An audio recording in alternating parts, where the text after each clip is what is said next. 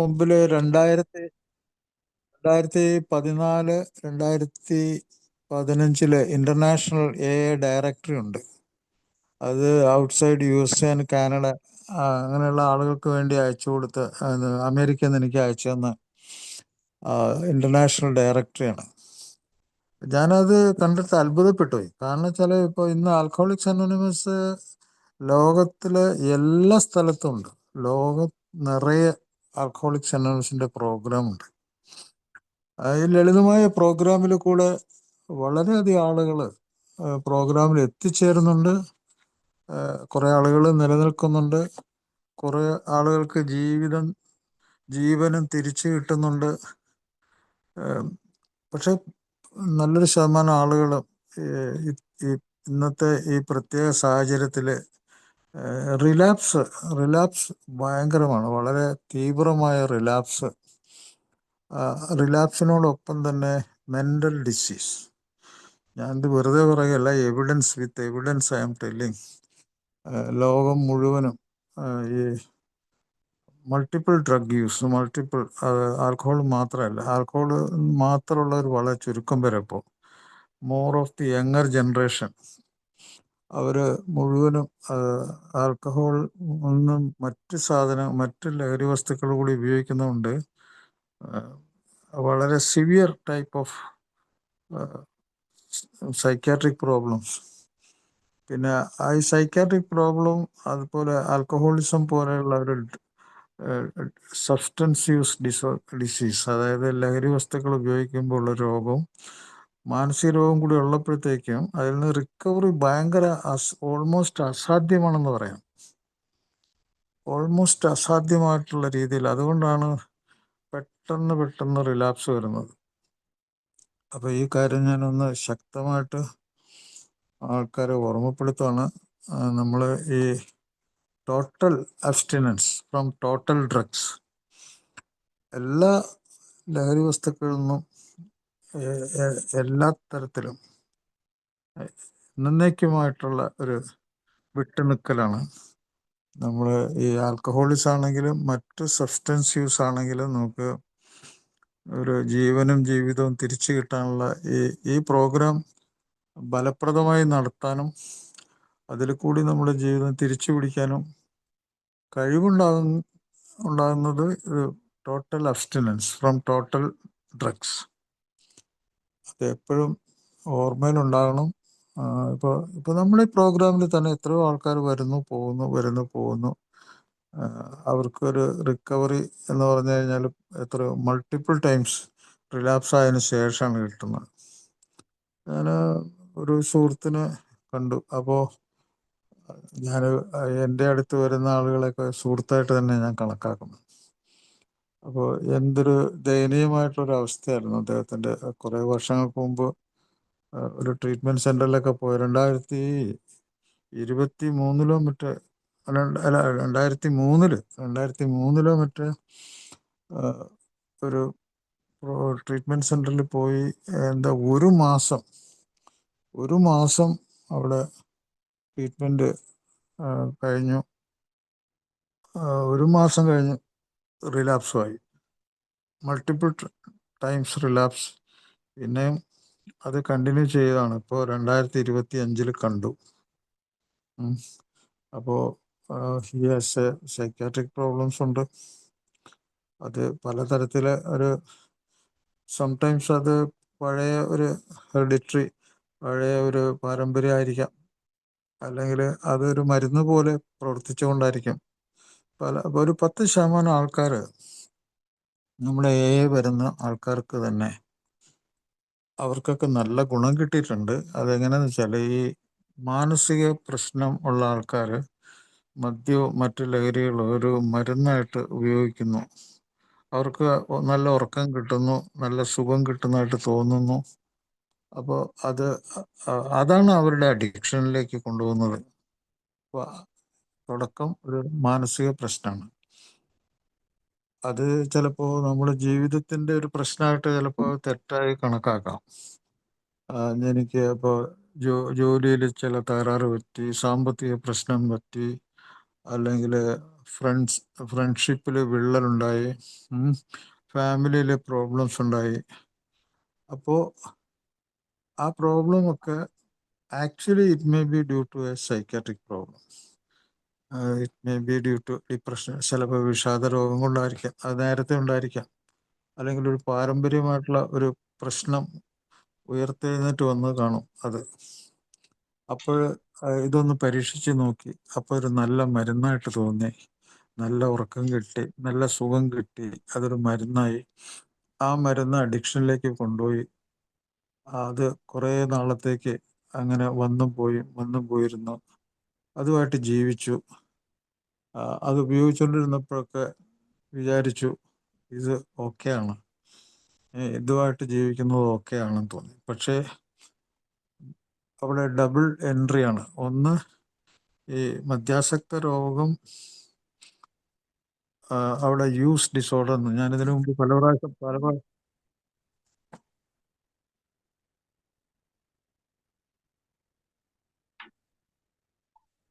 Hello,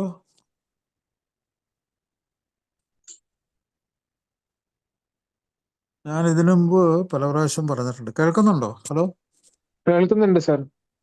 ആരോ ഒരാൾ ഇതിനിടയ്ക്ക് വിളിച്ചു. അപ്പോൾ ഇങ്ങനെ ഉപയോഗിച്ചുകൊണ്ട് വരുമ്പോൾ ഞാൻ പറയുന്നത് മനസ്സിലാവുന്നുണ്ടെന്ന് എനിക്ക് തോന്നുന്നു. അതായത് ഒരു തുടക്കം ഒരു സൈക്കാട്രിക് പ്രോബ്ലം ആയിരുന്നു. അത് പല പ്രാവശ്യം തെറ്റിദ്ധരിക്കപ്പെട്ടിട്ടുണ്ടാവും. രോഗിയും തെറ്റിദ്ധരിച്ചിട്ടുണ്ട്, രോഗിയുടെ കൂടെയുള്ളവരും തെറ്റിദ്ധരിച്ചിട്ടുണ്ടാവും. ആ പ്രോബ്ലം ഒരു ആൽക്കഹോളിസം അഡിക്ഷനിലേക്ക്, അല്ലെങ്കിൽ ഒരു സബ്സ്റ്റൻസ് അഡിക്ഷനിലേക്ക്, മറ്റു ലഹരികളുടെ അഡിക്ഷനിലേക്ക് അത് കൊണ്ടുപോയി. പിന്നത്തെ ഒരു കഥ വളരെ വ്യത്യസ്തമാണ്. അതങ്ങനെ ആ യൂസ് ഡിസോർഡർ, അത് ഉപയോഗിക്കുന്നത് കൊണ്ട് തന്നെ ആ ഉപയോഗം തന്നെ ഒരു മാനസിക രോഗത്തിലേക്ക് തിരിയും. ആ മാനസിക രോഗം തിരിഞ്ഞു കഴിഞ്ഞിട്ട് അത് ഇൻഡ്യൂസ് ഡിസോർഡർ, ബ്രെയിനിൽ ഡാമേജ് ഉണ്ടാക്കിയിട്ട് കടുത്ത മാനസിക രോഗം, 4-5 തരം രോഗങ്ങളുണ്ട്, അതിലേക്ക് തിരിയും. അപ്പോൾ എന്താ ഈ സംഗതി? 2 ഡബിൾ അറ്റാക്ക്.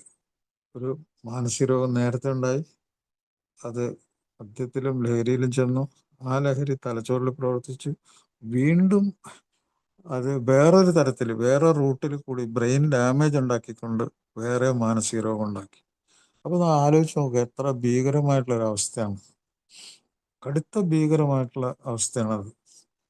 അപ്പോൾ നമ്മളെ ഈ പ്രോഗ്രാം ഒരു വലിയ മരുന്നാണ്. വലിയ മരുന്നെന്ന് വെച്ചാൽ വലിയ മരുന്ന്. ഇതിൻ്റെ പ്രധാനപ്പെട്ട സയൻസ് എന്താന്ന് വെച്ചാൽ വിട്ടുനിൽക്കലാണ്, അബ്സ്റ്റിനൻസ്. ഈ ഒരു തത്വം ഇതിൻ്റെ ഉള്ളിലുള്ള ബഹുഭൂരിപക്ഷം ആൾ മനസ്സിലാക്കുന്നില്ല.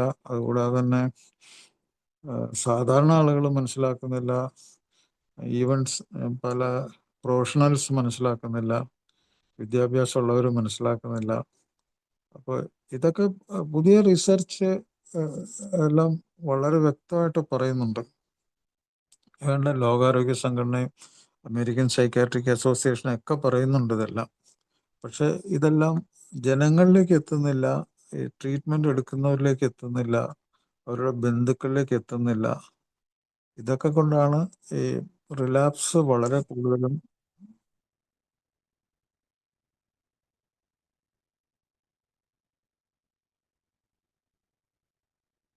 അതുകൊണ്ടാണ് വേറെ കാസിം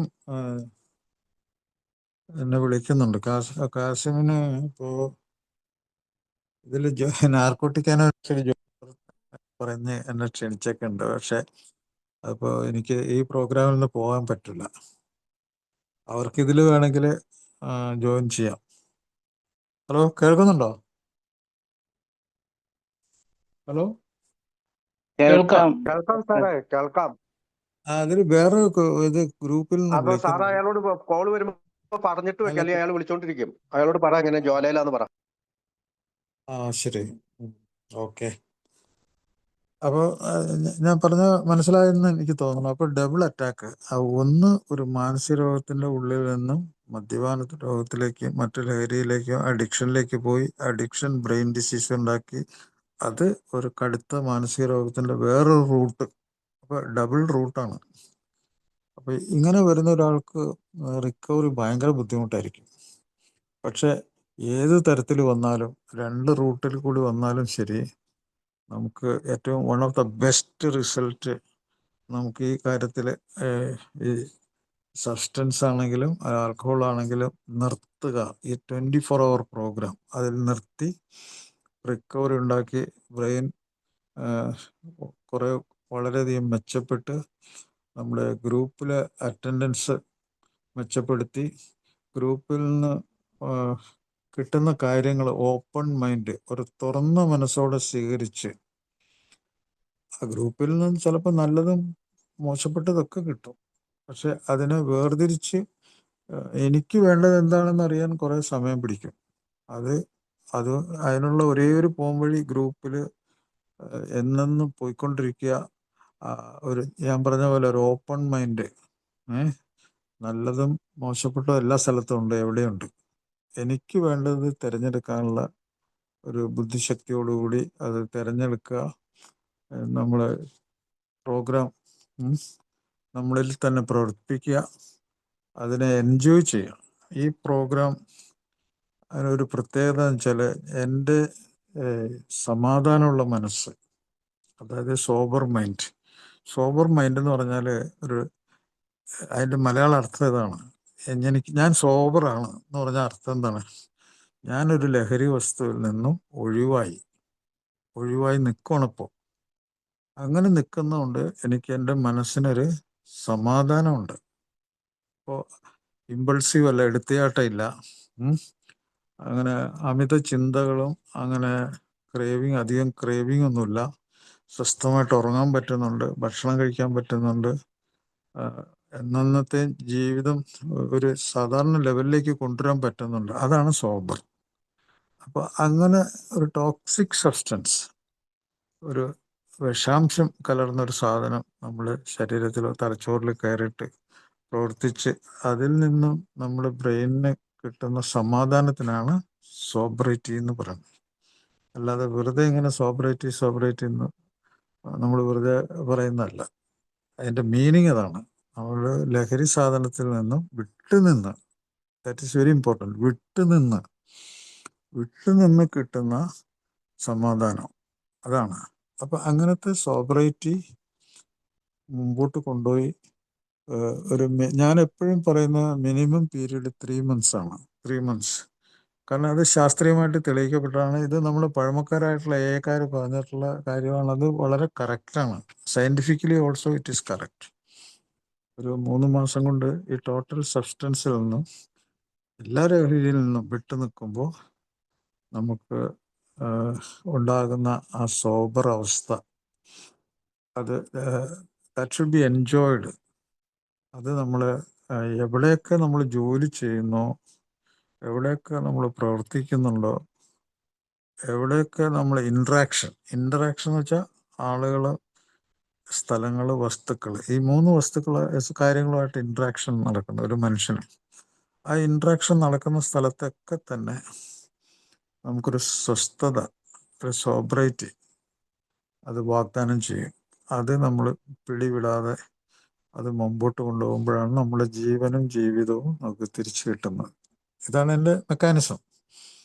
അത് മറ്റൊന്നിലും കൂടിയല്ല, തലച്ചോറിലെ ന്യൂറോ കെമിക്കൽസ്, തലച്ചോറിലെ ഇലക്ട്രിക്കൽ ഇമ്പൾസസ്, തലച്ചോറിൽ നിന്ന് വരുന്ന ബോധം, തലച്ചോറിൽ നിന്ന് ഉണ്ടാകുന്ന ധാരണകൾ, തലച്ചോറിൽ ശ്രദ്ധിക്കാൻ കഴിയുന്നത്, ഓർമ്മ മെച്ചപ്പെടുത്താൻ കഴിയുന്നത്, സ്ഥലകാല സമയബോധം മെച്ചപ്പെടുത്താൻ പറ്റുന്നത്, ചിന്തകൾ മെച്ചപ്പെടുത്താൻ പറ്റുന്നത്, നമ്മുടെ സ്പീച്ച്, നമ്മുടെ ബിംബങ്ങളാണ്.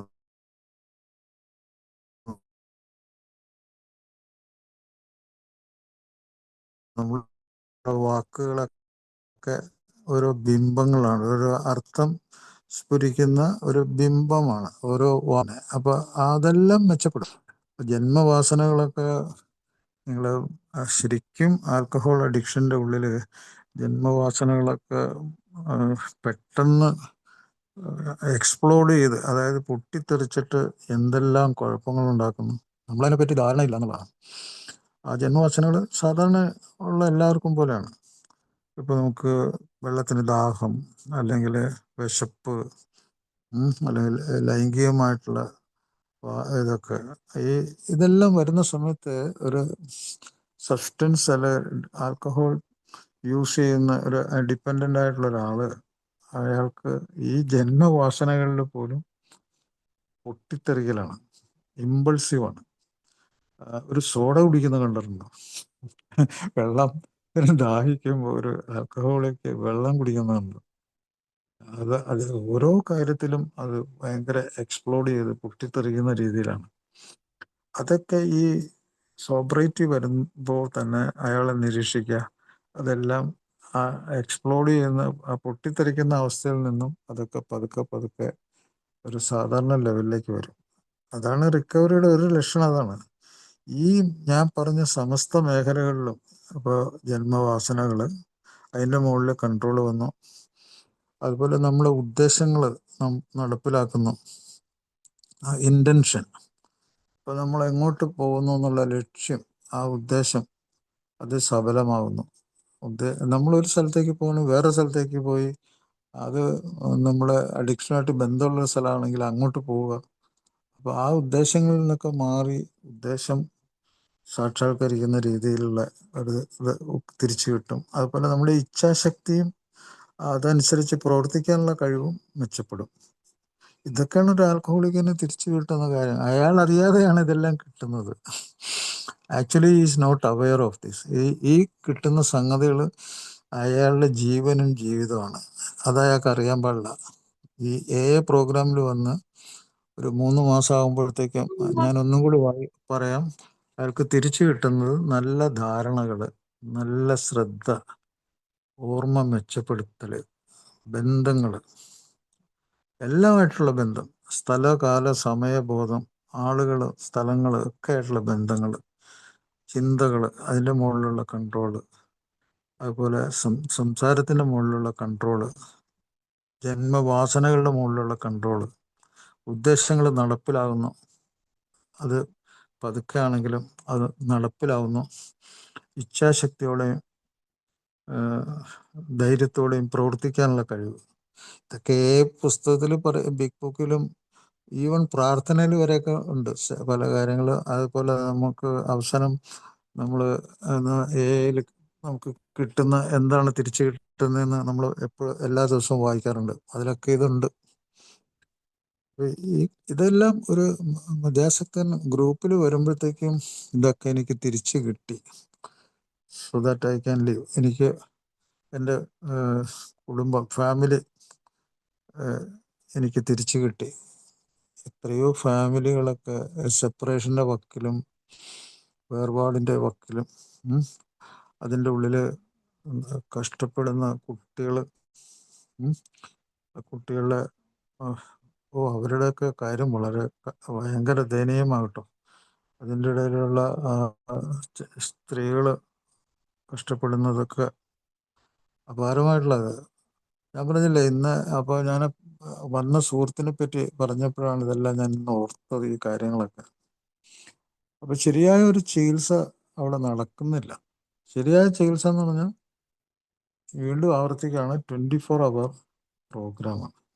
ആ പ്രോഗ്രാമിൽ കൂടി ജീവിക്കലാണ്, ജീവിതത്തെ നേരിടലാണ്. അപ്പോൾ അതിന് സഹായിക്കാൻ നമ്മുടെ കുടുംബത്തിൻ്റെ സപ്പോർട്ട്, നമ്മൾ ജോലി ചെയ്യുന്ന സപ്പോർട്ട്, ഏലുള്ള സുഹൃത്തുക്കളുടെ സപ്പോർട്ട്, ഈ സപ്പോർട്ട് സിസ്റ്റം ശരിക്കും ഉപയോഗിക്കണം. അങ്ങനെ നല്ല ഞാൻ ഇത്ര 1 വർഷം 50 ദിവസം അല്ലെങ്കിൽ 2 വർഷം 3 വർഷം ഞാനങ്ങനെ സോബറാണെന്ന് ആനന്ദത്തോടെ, സന്തോഷത്തോടു കൂടി അത് പറയാനും അത് പ്രകടിപ്പിക്കാനും ആ ആഹ്ലാദം പങ്കിടാനും ഒക്കെ ഉള്ള ഒരു കഴിവ്, അതൊക്കെ മീറ്റിങ്ങിൽ കേൾക്കുന്ന മറ്റ് മധ്യാസക്തർക്ക് അത് വലിയ പ്രചോദനമാണ്. അപ്പോൾ നമ്മൾ വാസ്തവത്തിൽ റിക്കവറിക്ക് തടസ്സം നിൽക്കുന്ന ഒരു ഏറ്റവും വലിയ റിലാപ്സിൻ്റെ ഒരു സംഗതി എന്താ വെച്ചാൽ, നമ്മുടെ ലസ്റ്റ് എന്ന് പറഞ്ഞാൽ നമ്മൾ ലൈംഗികമായിട്ടോ അല്ലാതെയുള്ള നമ്മളെ അതിമോഹങ്ങൾ, നമുക്ക് ഒരു കാര്യത്തിലുള്ള ശ്രദ്ധ, കെയർ, അതല്ല നമ്മൾ കൂടെ ജീവിക്കുന്നവർക്ക് കെയർ കൊടുക്കാൻ പറ്റാത്തത്, അല്ലെങ്കിൽ തമാശ പറയാൻ പറ്റാത്തത്, അല്ല ഭയത്തിൽ നിന്ന് ഒരു സമാധാനത്തിലേക്ക് തിരിച്ചു വരാൻ പറ്റാത്തത്, അല്ലെങ്കിൽ ഒരു പകയുണ്ടായിട്ട് ആ പക തടുത്തു നിർത്തി അതിനെ മനസ്സിലാക്കി അത് നടപ്പിലാക്കാതെ ജീവിതത്തിലേക്ക് തിരിച്ചു വരുന്നത്, ഈ പക ഭയങ്കര സംഗതിയാണ് കേട്ടോ. അപ്പോൾ ഈ കഴിഞ്ഞ ദിവസം നിങ്ങൾ വായിച്ചു കാണുമെന്ന് എനിക്ക് തോന്നണം, ഏതോ ഒരു ജ്യേഷ്ഠനോ അനിയനോ മറ്റേ അനിയൻ ജ്യേഷ്ഠനെ ആണെന്ന് തോന്നുന്നു, അവിടെ ഒരു ഡി അഡിക്ഷൻ സെന്ററിൽ കൊണ്ടുപോയി. ആ കൊണ്ടുപോയതിൻ്റെ പക തീർത്തത് അയാളെ കൊന്നിട്ടാണ്. ഡി അഡിക്ഷൻ സെന്ററിൽ കൊണ്ടുപോയതിൻ്റെ പക, ആ പകയാണ് കൊലപാതകം. ആലോചിച്ച് നോക്കുക, പക എത്രമാത്രം ഈ രോഗത്തെ പറ്റി യാതൊരു വിവരമില്ലാത്ത രോഗി അയാള് ആ മനുഷ്യനെ കൊന്നു. അപ്പോൾ ഇതെല്ലാം നമ്മൾ ഇതിൽ നടക്കുന്ന സംഗതികളാണ്. ഈ പക വളരെ പ്രത്യേകം ശ്രദ്ധിക്കേണ്ട ഒരു വികാരമാണ്. ആൽക്കഹോളിസം ബാധിച്ച ആളുടെ പക പലപ്പോഴും അയാളെ ജയിലിലെത്തിക്കും. ഒന്നില്ലെങ്കിൽ ഒരു കൊലപാതകം, അല്ലെങ്കിൽ ഒരു പ്രോപ്പർട്ടി ലോസ്, എന്ത് കാര്യമായിട്ടുള്ള വസ്തുവകൾ നശിപ്പിക്കൽ, വയലൻസ്, എന്തിനെങ്കിലും അത് ചെല്ലും. ഇപ്പോൾ ചിലപ്പോൾ ജ്യേഷ്ഠനെ കൊന്നു, അതല്ല ചിലപ്പോൾ ജ്യേഷ്ഠൻ്റെ കാർ അവിടെ ഉണ്ട്, കാറങ്ങ് കത്തിച്ച് കളയും. അങ്ങനെ പകയുണ്ടായിട്ട് ഭാര്യയും മക്കളെയും കത്തിക്കാൻ തുടങ്ങിയ ആൾ എനിക്കറിയാം. അപ്പോൾ അതുകൊണ്ട് ഈ പക, അത് 8ാം പടിയാണ് അതിന് ഏറ്റവും ബെസ്റ്റ് മരുന്ന്. അങ്ങനെ ഒരു പകയുള്ളവർ 8ാം പടി നേരത്തെ തന്നെ നടപ്പിലാക്കണം. അത് ഭയങ്കരമായിട്ടുള്ളൊരു ശക്തി കൊടുക്കും അയാൾക്ക്. എന്താണ് 8ാം പടി? ഞങ്ങൾ ഉപദ്രവിച്ചിട്ടുള്ള എല്ലാവരുടെയും ഒരു പട്ടിക തയ്യാറാക്കി പരിഹാരം ചെയ്യാൻ തയ്യാറായി. ആ പരിഹാരം അത് ശക്തമായിട്ടും വ്യക്തമായിട്ടും അത് ആ പരിഹാരം ചെയ്തു കഴിഞ്ഞാലുണ്ടല്ലോ, അയാളുടെ ആ പക വളരെയധികം കുറയും, വളരെയധികം പക ഇല്ലാതാവും. ഇത് പരീക്ഷിച്ച പല ആൾക്കാരെ എനിക്കറിയാം. പഴമക്കാരായ പല ആൾക്കാരും അതൊക്കെ നടപ്പിലാക്കി മനോഹരമായിട്ടുള്ള ഒരു ജീവിതത്തിലേക്ക് തിരിച്ചു വന്ന പല ആൾക്കാരും എനിക്കറിയാം.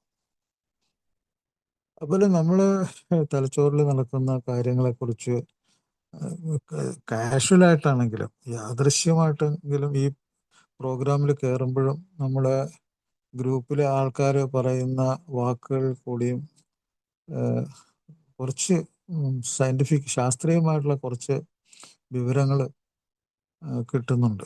ആ വിവരങ്ങളൊക്കെ വളരെ നല്ല വിവരങ്ങളാണ്. ഇപ്പോൾ ഉദാഹരണത്തിന്, ഉപദ്രവങ്ങളിൽ നിന്ന് വിട്ടു നിന്നിട്ടുള്ളൊരു സന്തോഷം.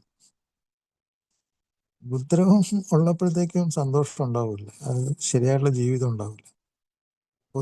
ഒരാൾ ഏല് പോയിക്കൊണ്ടിരിക്കുന്നു, പക്ഷെ അയാൾ ഉപദ്രവകാരിയാണ്.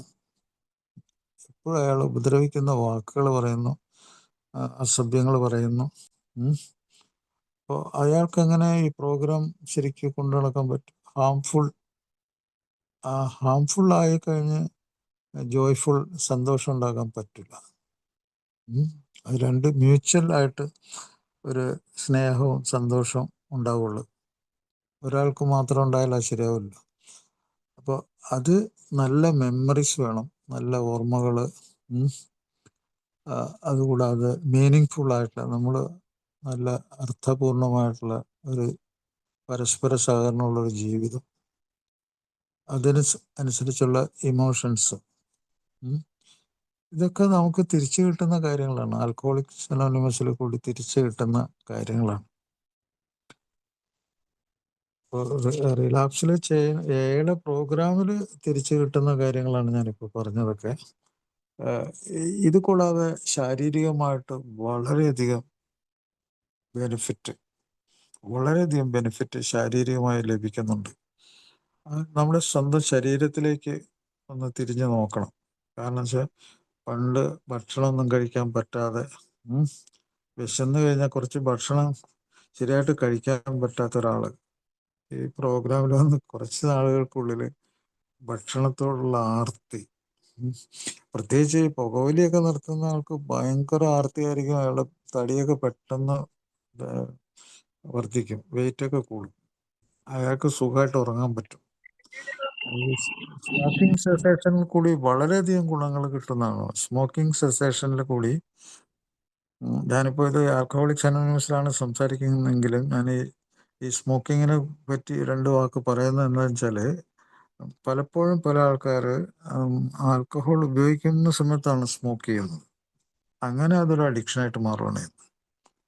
അപ്പോൾ അത് തമ്മിൽ ഭയങ്കര നല്ല വളരെ അടുത്തൊരു ബന്ധമുണ്ട്. സ്മോക്കിംഗ് സെസേഷൻ, ഈ പുകവലി നിർത്തൽ ഭയങ്കര, അതിന് നിക്കോട്ടിൻ അനോണിമസ് ഒക്കെ ഉണ്ടെങ്കിൽ പോലും അത് ഭയങ്കര ബുദ്ധിമുട്ടുള്ള സംഗതി. അതിന് മെഡിസിൻ കഴിച്ചിട്ട് പല ആൾക്കും ഗുണം കിട്ടിയിട്ടുണ്ട്. അത് ഞാൻ ശുപാർശ ചെയ്യുന്നുണ്ട്. അതുകൂടാതെ ഈ സ്മോക്കിംഗ് നിർത്തുമ്പോഴത്തേക്ക് ആൽക്കഹോളിനോടുള്ള തീവ്രമായിട്ടുള്ള അടുപ്പം കുറയുകയും ചെയ്യും. അപ്പോൾ ഡബിൾ ഗുണം കിട്ടും. സ്മോക്കിംഗ് നിർത്തുമ്പോൾ ആൽക്കഹോൾ നിർത്താൻ കഴിവ് കിട്ടും. പിന്നെ സ്മോക്കിംഗ് റിക്കവറി ആയിക്കഴിഞ്ഞാലുണ്ടല്ലോ ഭയങ്കര ഗുണമാണ്. കാരണം വെച്ചാൽ 6 മാസത്തിനുള്ളിൽ ഒരു സാധാരണ മനുഷ്യൻ്റെ രീതിയിലേക്ക് തന്നെ ഈ ശരീരം നീങ്ങും. അതിൻ്റെ ഫങ്ഷൻ, അതിൻ്റെ പ്രവർത്തനം വളരെയധികം മെച്ചപ്പെടുമെന്ന് പറയണം. നേരെ മറിച്ച് അയാൾക്ക് റിക്കവറി ഇല്ലെങ്കിൽ അയാളുടെ മരണം ഈ വളരെ ഭയങ്കര ഭീകരമായ മരണമായിരിക്കും. കാരണം വെച്ചാൽ ഈ സ്മോക്കിംഗ് കൊണ്ടുള്ള മരണത്തിൽ ഏറ്റവും കൂടുതൽ ഈ രക്തക്കുഴലിൻ്റെ ഉൾഭിത്തി, ആ ഭിത്തിക്ക് ബ്ലോക്ക് ഉണ്ടാക്കും. അവിടെ തകരാറുണ്ടാക്കി ബ്ലോക്ക്, രക്തം കട്ടി പിടിച്ച് ഹാർട്ട് അറ്റാക്ക് 4 ഇരട്ടി വേഗത്തിൽ വന്ന് മരിക്കും. അത് സ്ട്രോക്കിൻ്റെ രൂപത്തിൽ വരാം. അതുകൂടാതെ അയാൾക്കുണ്ടാകുന്ന സെക്ച്വൽ ഡിസ്ഫങ്ഷൻ, ഇറക്ഷൻ, ഉദ്ധാരണ ശക്തിയുടെ കുറവ്, അത് ലൈംഗിക പ്രശ്നങ്ങൾ ഉണ്ടാക്കുന്നത്, അതൊക്കെ അയാൾക്ക് അറിവുണ്ടാവില്ല. അത് എത്രമാത്രം ഡാമേജ് അയാൾക്ക് ഉണ്ടാക്കും എന്നുള്ളത് അയാൾക്ക് അറിയാൻ പറ്റുന്നില്ല. പക്ഷെ അയാൾ ഈ സ്മോക്കിംഗ് അഡിക്ഷൻ വന്നു കഴിഞ്ഞാൽ, ഈ നിക്കോട്ടിൻ അഡിക്ഷൻ വന്നു കഴിഞ്ഞാൽ ഈവൻ സെക്ച്വൽ ആയിട്ടുള്ള ഇതിൽ പോലും അയാൾക്ക് താല്പര്യം ഉണ്ടാവില്ല. താല്പര്യം കുറയുകയും ചെയ്യും. അതുപോലെ തന്നെ ഈ ഇറക്ഷൻ്റെ കാര്യം ഞാൻ പറഞ്ഞില്ലേ, ഈ ഉദ്ധാരണ ശക്തി കുറയുന്ന അത് ഉണ്ടാകും. പിന്നെ ബ്ലഡ് വെസൽസ്, രക്തക്കുഴലുകളെ അത് ബാധിച്ചു കഴിഞ്ഞാൽ ഓൾമോസ്റ്റ് പെർമനന്റ് ഡാമേജ് ഉണ്ടാക്കും അതിലൊക്കെ. അപ്പോൾ ഈ കാര്യം ഞാൻ ഇപ്പോൾ പറയുന്നത് വെച്ചാൽ, ഈ അറ്റൻഡ് ചെയ്യുന്ന പല ആൾക്കും അതിൻ്റെ ഗുണം കിട്ടും. അതുകൊണ്ട് ഞാൻ പറയുന്നതാണ്. സ്മോക്കിംഗ് സെസേഷൻ വളരെ ഇമ്പോർട്ടൻ്റ്. അതുപോലെ തന്നെ cancer, head and neck cancer, കഴുത്തിലും അതുപോലെ തലയിലും ഈവൻ നെഞ്ചിലും വരുന്ന ക്യാൻസർ കൊണ്ടാണ് നല്ലൊരു ശതമാനം ആൾക്കാർ മരിക്കുന്നത്. അത് കുറച്ച് കണ്ടുപിടിക്കാനൊക്കെ ഭയങ്കര ബുദ്ധിമുട്ടായിരിക്കും. അത് വ്യാപിച്ചു കഴിയുമ്പോഴായിരിക്കും അത് അറിയുകയും ചെയ്യുന്നത്. ഏർലി ഡെത്ത് ഉണ്ടാകുന്നതാണ്. പലപ്പോഴും പല ആൾക്കാരും ചോദിക്കാറുണ്ട്, ഇതിൻ്റെയൊക്കെ രോഗങ്ങളെ പറ്റി പറയാതെ ഈ രോഗചികിത്സയെ പറ്റി പറയാൻ പറ്റൂല. രോഗങ്ങളെ പറ്റി പറയാതെ രോഗചികിത്സയെ പറ്റി പറയുന്നത് ഒരു ശുദ്ധ അസംബന്ധമാണ്. കാരണം രോഗത്തിൻ്റെ തീവ്രത എന്താണെന്ന് അനുഭവിച്ചിട്ടുള്ള ആളുകൾക്ക് അറിയാൻ പറ്റും. അവരുടെ ഷെയറിങ്ങിന് അതുകൊണ്ട് തന്നെ ഭയങ്കര ശക്തിയുണ്ട്. ഇപ്പോൾ ക്യാൻസറിൽ നിന്ന് റിക്കവറി ആയ ഒരാൾ പറയുമ്പോൾ ഒരു ക്യാൻസർ ഇല്ലാത്ത ആൾ അതിന് പറയുന്നതിനേക്കാളൊക്കെ എത്രയോ തീവ്രമാണത്. ക്യാൻസറിൽ നിന്ന് റിക്കവറി ആയ എത്രയോ ആൾക്കാരുണ്ട്. നമ്മുടെ പ്രോഗ്രാമിലുള്ളവർ തന്നെ എത്രയോ ആൾക്കാരുണ്ട്. അപ്പോൾ അതുകൊണ്ട് എൻ്റെ അഭിപ്രായത്തിൽ ആ രോഗാവസ്ഥയെക്കുറിച്ചുള്ള സംഗതികളൊക്കെ ശരിക്കും വലിയ ഇൻഫർമേഷനാണത്. ആ ഇൻഫർമേഷൻ മറ്റുള്ളവർക്ക് കൊടുക്കും. മറ്റൊന്ന്, നമ്മളെ ഈ ആൽക്കഹോളിക്സ് അനോണിമസ് പോലെ മനോഹരമായിട്ടുള്ളൊരു സംഗതി, നമ്മുടെ ബോധത്തിൻ്റെ ക്ലാരിറ്റി, ഈ ബോധത്തിന് പല തട്ടുകളുണ്ട്. ബോധം ഇങ്ങനെ കലങ്ങി മറിഞ്ഞ വെള്ളം പോലെ കിടന്നിട്ട് അതിൻ്റെ ഉള്ളിൽ ഈ ഓർമ്മശക്തി, ബുദ്ധിശക്തി, പ്രവർത്തനശേഷി, കഴിവുകൾ ഒക്കെ നഷ്ടപ്പെട്ടിട്ട് അത് പല ഓമന പേരിൽ അറിയുന്നുണ്ട്. പല ഓമന പേരുകളിൽ അത് അറിയുന്നത്. പക്ഷെ ഈ ബോധം എന്നുള്ള വാക്ക് തന്നെയാണ് ഏറ്റവും ബെസ്റ്റ് വാക്ക്, ബോധം. ആ ബോധത്തിൻ്റെ ക്ലാരിറ്റി, ക്ലിയർ ആയിട്ട് ഉള്ള ബോധം, വ്യക്തത, അത് നമുക്ക് ഏറ്റവും ബെസ്റ്റായിട്ട് എൻജോയ് ചെയ്യാൻ പറ്റുന്നത് ഈ പ്രോഗ്രാമിലൂടെ വർഷങ്ങളായിട്ട് സോബറായ ആൾക്കാരിൽ അത് വളരെ വ്യക്തമായിട്ടും അവർക്ക് തിരിച്ചു കിട്ടുന്നുണ്ട്. അവർ മറ്റ് സാധാരണ മനുഷ്യരെക്കാളും നല്ല രീതിയിലേക്ക് അവരുടെ ബോധത്തെ കൊണ്ടുപോകാൻ അവർക്ക് കഴിയുന്നുണ്ട്. രണ്ട് തരത്തിൽ. ഒന്ന്, പേഴ്സണലായിട്ട് അവർക്ക് വ്യക്തിപരമായിട്ടുള്ള അവരുടെ ബോധം മാത്രമല്ല, ഒരു കൂട്ടം ആളുകളുടെ ഇടയിൽ ആ ബോധം പ്രവർത്തിക്കുന്നത്. അവർക്ക് നല്ല രീതിയിൽ സംസാരിക്കാൻ പറ്റുന്നുണ്ട്, പെരുമാറാൻ പറ്റുന്നുണ്ട്. അതിൻ്റെയൊക്കെ കാരണം എന്താണ്? അവരുടെ കോൺഷ്യസ്നെസ്, അവരുടെ ബോധം മെച്ചപ്പെട്ടിട്ടുണ്ട്, വ്യക്തിപരമായിട്ട് മെച്ചപ്പെട്ടിട്ടുണ്ട്, കൂട്ടായിട്ടും. അതാണ് കളക്റ്റീവ് കോൺഷ്യസ്നെസ് എന്ന് പറയുന്നത്. ഒരു കൂട്ടം ആളുകളുടെ ഇടയിൽ അവരുടെ ബോധം നല്ല രീതിയിൽ പ്രവർത്തിക്കുന്നുണ്ട്. പക്ഷെ പലപ്പോഴും ഗ്രൂപ്പിലൊക്കെ തർക്കങ്ങളും പിടിവാശികളും ഒക്കെ പലപ്പോഴും ഉണ്ടാകാറുണ്ട്. അതിനെപ്പറ്റി പല ചർച്ചകളും നടക്കാറുണ്ട്. അങ്ങനെ ഗ്രൂപ്പ് കലങ്ങിപ്പോയി, ഗ്രൂപ്പ് നിന്നുപോയി എന്നൊക്കെ പറയാറുണ്ട്. ഇത് ഒരു പ്രത്യേകതയാണ്. ഇതിൻ്റെയൊക്കെ പുറകിൽ പ്രവർത്തിക്കുന്ന പലപ്പോഴും പേഴ്സണാലിറ്റി ഡിസോർഡേഴ്സ് ആണെന്ന് പറയും. വ്യക്തിത്വ തകരാറുകളാണ്. അത് ഈ ആൽക്കഹോളിസത്തിന് കൂടെ ഉള്ള പല ആൾക്കാരുണ്ട്. ആൽക്കഹോളിസം ഒറ്റ രോഗമല്ല. അത് ഞാൻ നേരത്തെ പറഞ്ഞ പോലെ മാനസിക രോഗത്തിൻ്റെ ഒരു സംഗതി അതിൽ കൂടി പ്രവേശിച്ച് ഇങ്ങനെ വരാം. അല്ലെങ്കിൽ പേഴ്സണാലിറ്റി ഡിസോർഡേഴ്സ്, വ്യക്തിത്വ വൈകല്യങ്ങൾ അതിൽ കൂടി കയറി ഇങ്ങനെ ആൽക്കഹോളിസത്തിൽ കൂടി വന്ന് അങ്ങനെ വരാം. അല്ലെങ്കിൽ നേരെ തിരിച്ചും വരാം. മദ്യാസക്ത രോഗം പഴയ ആ വ്യക്തിത്വ വൈകല്യങ്ങളെ വല്ലാത്ത കുഴപ്പത്തിലാക്കി അതും എക്സ്പ്രസ് ചെയ്ത് അതും പുറത്തേക്ക് വരാം. അപ്പോൾ ഈ ഗ്രൂപ്പിലൊക്കെ നമ്മുടെ ഗ്രൂപ്പ് കോൺഷ്യസ്നെസ്, ഗ്രൂപ്പിലെ ആ പൊതുബോധം മെച്ചപ്പെടുത്താനായിട്ട് ആൽക്കഹോളിക്സ് അനോണിമസിലെ ലീഡേഴ്സ്, അവിടുത്തെ സെക്രട്ടറി, ഗ്രൂപ്പ് ലീഡർ, അവരൊക്കെ അതിനുവേണ്ടി വളരെ നല്ല ശ്രമങ്ങളൊക്കെ നടത്തണം. അങ്ങനെ പുതുമക്കാരായ ആൾക്കാരെയൊക്കെ ചേർത്ത് പിടിക്കാനും അവരിലേക്ക് സന്ദേശം വ്യക്തമായ രീതിയിൽ എത്തിക്കാനും ഒക്കെ ഈ ഗ്രൂപ്പ് കോൺഷ്യസ്നെസ്, അത് കളക്റ്റീവ് കോൺഷ്യസ്നെസ്, അത് പൊതുബോധം, ഇത് നല്ല രീതിയിൽ പ്രവർത്തിക്കാനും പറ്റും. അപ്പോൾ ഈ കോൺഷ്യസ്നെസ്സിനെ പറ്റി ഇപ്പോൾ ഒത്തിരി ചർച്ചകളൊക്കെ നടക്കുന്നുണ്ട് ലോകത്തിൽ. അതിൽ എന്താന്ന് വെച്ചാൽ, നമ്മുടെ ഈ ബോധം നമ്മുടെ ചുറ്റുപാടുമായിട്ട് വളരെയധികം ബന്ധമുണ്ട്. നമ്മൾ നേരത്തെ പറഞ്ഞ പോലെ ആളുകൾ, സ്ഥലങ്ങൾ, വസ്തുക്കൾ, ഇതൊക്കെയാണല്ലോ നമുക്ക് ബോധം ഉണ്ടാക്കുന്നത്. അപ്പം ഈ ബോധം ഉണ്ടാക്കുന്ന സംഗതികൾ നമ്മുടെ മെമ്മറിയിൽ വരുന്നുണ്ട്. ഈ മെമ്മറിയിൽ ഏറ്റവും കൂടുതൽ തകർച്ച ഉണ്ടാക്കുന്നത് രണ്ടവസ്ഥയിലാണ്. ഒന്ന്, ടോളറൻസ് ലെവൽ കൂടി, ഈ മദ്യത്തിൻ്റെ അളവ് കൂടി ഒരു കഴിവായിട്ട് കണക്കാക്കി സോഷ്യൽ ഡ്രിങ്കറാണെന്ന് വിളിക്കുന്ന ആള് തൻ്റെ കപ്പാസിറ്റി കാണിച്ചു കൊടുക്കുകയൊക്കെ ചെയ്യും. എന്നാലും പറയും ഞാൻ സോഷ്യൽ ഡ്രിങ്കറാണ്. അയാളുടെ ഈ ടോളറൻസ് ലെവൽ ചിലപ്പോൾ 15, ഈ കഴിഞ്ഞ ഒരു ദിവസം ഒരാൾ പറഞ്ഞു 15 പെഗ്ഗാണ് എൻ്റെ ടോളറൻസ് ലെവലെന്ന്. എൻ്റെ ലെവല് 15 പെഗ്ഗാണ്. അത് വലിയ അഭിമാനത്തോടു കൂടിയാണ് മൂപ്പര് പറയുന്നത്. പക്ഷെ മൂപ്പരുടെ രോഗാവസ്ഥ വളരെ കൂടുതലാണെന്നും ആ അവസ്ഥയിൽ ഈ ഓർമ്മ തകർന്നിട്ട്, അതായത് ബ്ലാക്ക് ഔട്ടിൽ പോകാനും വലിയ അപകടങ്ങളിലേക്കൊക്കെ പോകാൻ സാധ്യതയുണ്ട്. ഈ മെമ്മറിയിലെ കുഴപ്പം കൊണ്ട്. അതുപോലെ ഈ തലച്ചോറിൽ ഈ B1, ഞാനിതിനു മുമ്പ് പല പ്രാവശ്യം പറഞ്ഞിട്ടുള്ളതാണെങ്കിലും അത് വളരെ നല്ലതാണ്. വൈറ്റമിൻ B1 ഡെഫിഷ്യൻസി കൊണ്ട് നമ്മളറിയാതെ വരുന്ന തലച്ചോറിലെ സൈക്കോസിസ് കടുത്ത മാനസിക രോഗമാണ്. ഭ്രാന്തെന്നാണ് മലയാളത്തിൽ പറയുന്നത്. ആ സൈക്കോസിസ് വരെയും വരും.